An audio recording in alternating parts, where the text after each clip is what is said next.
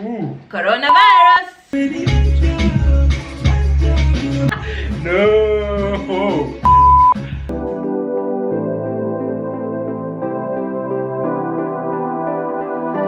Hi guys, welcome back to my channel. Thank you so much for pressing play. My name is Valentine. And I'm Jude. And this is Christ Affection. So in today's video, we are so happy to introduce a few videos that we're going to be doing just about the wedding planning process and the wedding day and everything about wedding planning. It almost sounded like a poem we're about to introduce to you, you know. Ready to present to you. In front of you is us, ready to present to you. Anyway guys, we understand that it's a pandemic season and wedding planning can look out of context right now, but the truth is this too shall pass. And the other truth is, even though this might be a low season, it's hitting you in all the bad places. You probably wanted to get married this year and you are not seeing it coming. We come with the good news to tell you it's possible. And you might also be thinking you wanted to get married next year, this is messing you up. Or maybe you have no plans to even get married. This is the decade, and this shall be very important and vital to you in this wedding, I mean in this season or in the season to come in the next 10 years. So you chose the right video, so don't leave yet. Yeah, also we did it because the internet never forgets. So yeah, the internet never forgets. It's going to be here. Our children might actually use this video for the tips. Anyway, so in today's video we are going to be sharing with you a few ideas, wedding ideas. Like if you want to get married but you do not want to do a white wedding or a church wedding, what are some of the ideas of the weddings or wedding celebrations that you can have? So our ideas are guided by your preferences, by your style. There are those people who are Christians, they are born again, but them a white wedding and in church is not their style and it's not their preference. We're here to tell you it's okay, you know. And above all, what will guide you is definitely your pockets. So yeah, so these are some of the ideas. yeah, and also, even before I mention my idea, there's nowhere in the Bible that says that you should do a white wedding. That's why it's a white wedding, it's not a Bible wedding. Yeah, you know? yeah. So there are very many different, there are several options that you can actually work with. I don't know why there's this unnecessary pressure of you need to do like a white wedding. It's like if you don't do a church, not really church, a white wedding, if you don't do it, people in church look at you like, hey, mazebuta kome backslide, you know. And then there's also where the is pressure it? to do church weddings. There's also that pressure, unnecessary pressure. Lazima ikwe kwa if I may say kanisa, so. ikwe kwa altar. Yo, you need to chill. Yeah. Anyway, so the first idea is going to the ages office. Yeah. Actually, civil wedding. Yeah, doing a civil wedding. I remember when we were in the process of our wedding planning process, when we went to the ages office to to apply for the marriage license. Yeah. I remember we were there, we saw some people coming out of the chambers and the lady was actually in a wedding gown, white wedding gown, and the husband there in a suit, and they had just gotten married. Yeah. And if you've seen our previous video on, or if you've seen our video on how to plan, the things you go through when planning for a wedding, you know that we were through a lot of stress and all these things. And at that moment when we saw this couple coming from, you know, the chambers, we were like, hey, why didn't we think like this? Yeah, like it's that easy. Let's just get the license, walk in that chamber, get out married, and you know, life and LA. But anyway, guys, it is what it is. It is what it is. But you can actually do a civil wedding. We also saw a couple. They were not even akukwa na gown. She just wore like a white dress. In fact, she was pregnant. Just walked in there. Wow. There were just 4 people. Yeah. Okay, so the other wedding idea that you could do is a church boardroom. The church we were going to previously had a boardroom, and all that happened there is you invited a few people, maybe even 10 people, like your parents and witnesses, and whoever is going to join you, and that's it. You actually, instead of spending 100,000 to make food for people during your wedding. In that boardroom, you would actually be maybe 20 to 30 people, and that would be a cheaper way. You probably didn't even need food. Don't even need food. English imeenda. Don't even need food. Maybe even snacks, and yeah, that's it. You have a wedding, married, home.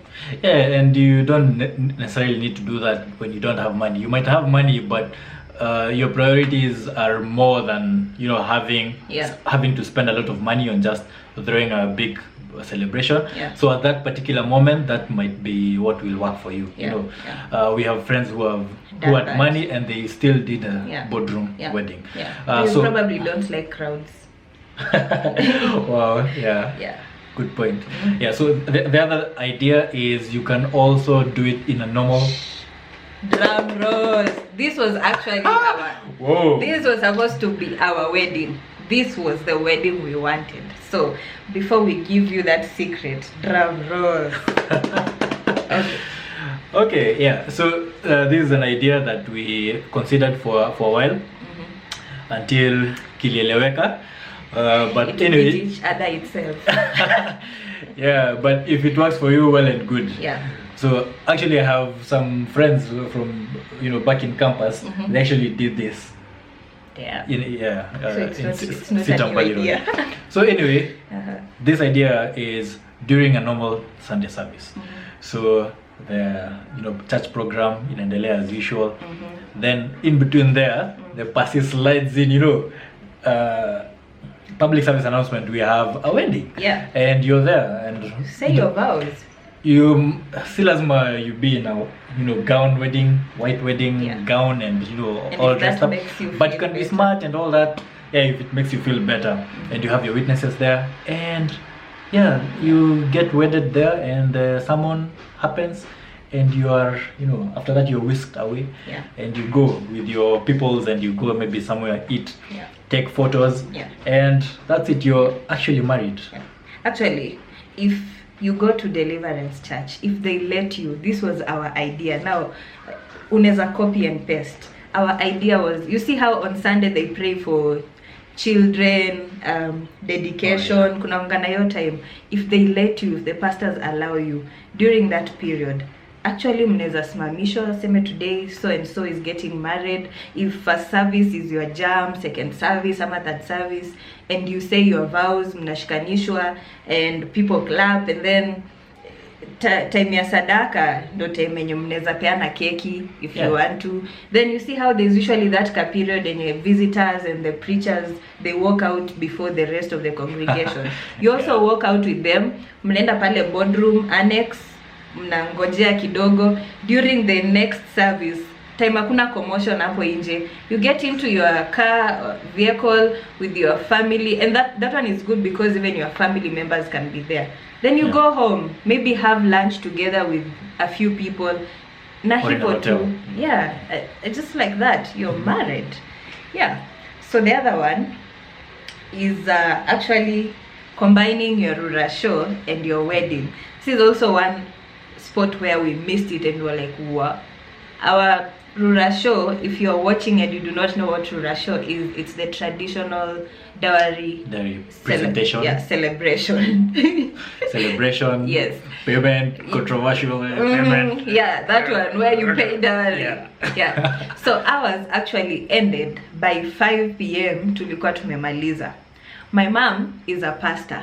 Apart from that, there were so many pastors who were there. Like, we had our family members, we had our friends, like, especially for us because Rurasho ni Busia ni mbali. People who came, yani ni wale watu wamejitolea kabisa, yani walikuwa hapo. So we are assuming the most important people are there. Your parents are there. Wazee wamekubali, they have given you the go ahead to get married. Imagine you can traditionally you are married. Traditionally, you have the girl. Actually, there's a line I used to quote to Val every time, after the ratio, because now the MC who was a pastor, the MC to the ratio, and our wedding. Yeah, he was also the wedding MC. Yeah. So during the ratio, after the negotiations were over and the wazes had given us the go ahead now to continue the plans, he said, now according to tradition, Valentine, you are somebody's wife. So every time tukipanga wedding and kwa namkumbusha, she will do something like, according to tradition, you are somebody's wife. So imagine niliharasiwa. Actually, traditionally or culturally, wedding dowry payment, it means you're married. Yeah, it's equivalent to, you know, actually getting married. Yeah. And even some of our friends after their dowry payment happened, their parents and other relatives were shocked. They were shocked to hear that these people hata mwishi pamoja, you know, we thought this thing was done, you know, done with, it was sealed. Yeah, but now hizi stories about weddings, people feel the need that even after the dowry, then you need to throw a big bash for your friends and other people, which is also not wrong. But if you don't mind, since you're married traditionally, you can combine them such that discuss this thing maybe with important people, with your parents, and let them know this is your plan. You know, they also need to be looped in. Sequence up or surprise up with your pastor. Also loop in your pastor or the officiating authority. Start the process with the AG well in advance, and with the AG you need to start the process let's say 2 months. No, actually it's 3 months. You cannot start like the process 3 months before your wedding. So go to the AG like at least within that window, 3 months to your ratio. Get the marriage license, get the marriage certificate from your church, go to the ratio. Now of course buda hapo unafaa kuenda kama umejipanga such that there's no way, because you'll have gone to the introduction, they tell you bring this and this, so you'll know there's no way you will take those things and be denied this, you know, this girl. So you ujipange, take those resources there on that day. Ikuwe sure bet. You'll be allowed to marry the girl, and traditionally she'll be your wife. Then the officiating pastor comes with a certificate, anawashikanisha hapo hivyo, and you live there married, and you just go to your honeymoon and life ianze tu hivyo. And it will save you the hassle of planning 2 events, the ratio, which you also put a lot of money. You put a lot of effort in and your energy. And maybe you are listening to this idea and you're thinking, me, I have to wear a white gown. Imagine wear your kitenge traditional wear after the proceedings with your clansmen and elders. It goes through and you have been given the go ahead. Go inside, change, walk down the aisle, let your man wear a suit, take your photos. You've saved your time, you've saved your energy, you've saved your money, and it's unique. And no, we hadn't planned to say this, but let me just say this. Some of these things that that people do, we just do them out of a pressure, you know, like these are how things are done. But who says that's how societal pressure. One example of societal pressure is proposal. Now, wait. No, it's not about the proposal thing. Proposal is not wrong, but I'm talking about now the ring and all that. What about them? Okay, so it's just something interesting that I read or saw somewhere, how the wedding proposal, we were proposing for a wedding with a diamond ring, how it came to be. So apparently in the early 1900s, the diamond miners in South Africa and in other places of the world, they realized the diamond actually, diamond is not a rare mineral. This is actually artificial scarcity, because now the people mine this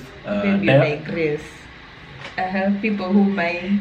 So there was this company from the UK that bought out all these mines, and they had a lot, excessive diamond. But now, of course, for the prices to be high, this thing has to be artificially scarce. When supply is less, then the price is high.